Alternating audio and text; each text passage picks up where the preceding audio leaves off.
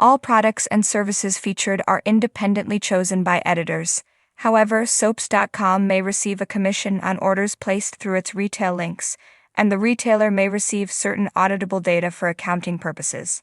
Someone's making moves on Young and Restless, and while the person it directly impacts won't be Victor, it will indirectly rock his world. Why? A huge monkey wrench is about to be thrown into his plans, one of them anyway, and it will also open a back door for a wronged character to take their revenge. Victor is juggling a few plots these days, one of them being his scheme to screw over his longtime rival Jack Abbott by using his new company Glissade to take down the Abbott's cosmetics juggernaut, Jabot. While that maneuver is moving at a snail's pace, his plan to oust Billy from the former Chancellor Industries and install Nikki as CEO just went into overdrive thanks to someone being fired. We're talking about Lily, of course, who has approached Victor to strike a deal.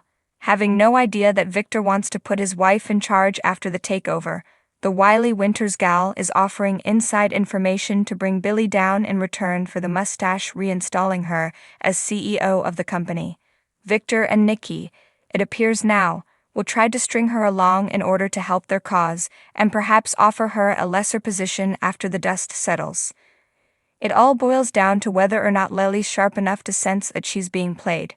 If so, that, along with the coming twist, could be enough to upend Victor and Nikki's plans for Chancellor altogether. Now to get to the twist.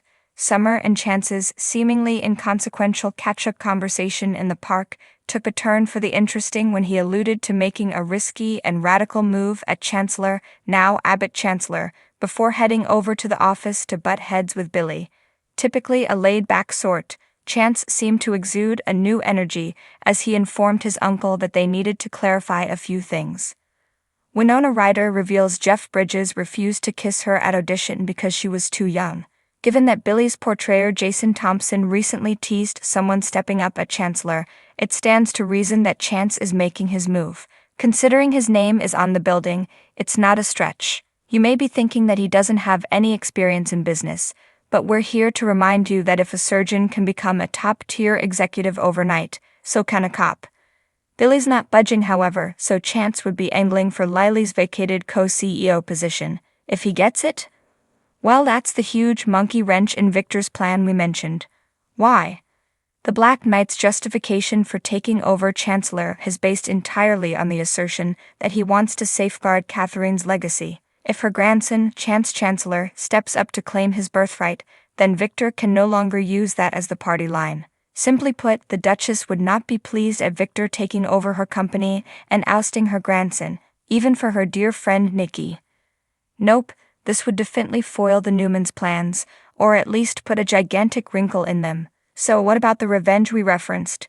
Well, Chance took issue with Billy firing Lily, which means that any advancement for the former cop could open a door, albeit a back one, for her to get retribution on her ex. If Chance believes Lily is better for Jill and Catherine's company than Billy, he could either convince his grandmother to revoke her son's power, or work with Lily behind the scenes to oust his volatile uncle and restore her position. Then it would be Chance and Lily running Chancellor together. Any takeover by Victor after that would not only be considered hostile, but would give the impression that he's thumbing his nose at what the late, great Catherine would have wanted. Not a good look. What do you think will happen at Abbott Chancellor? Is Billy doomed to failure again? Let us know in the comments.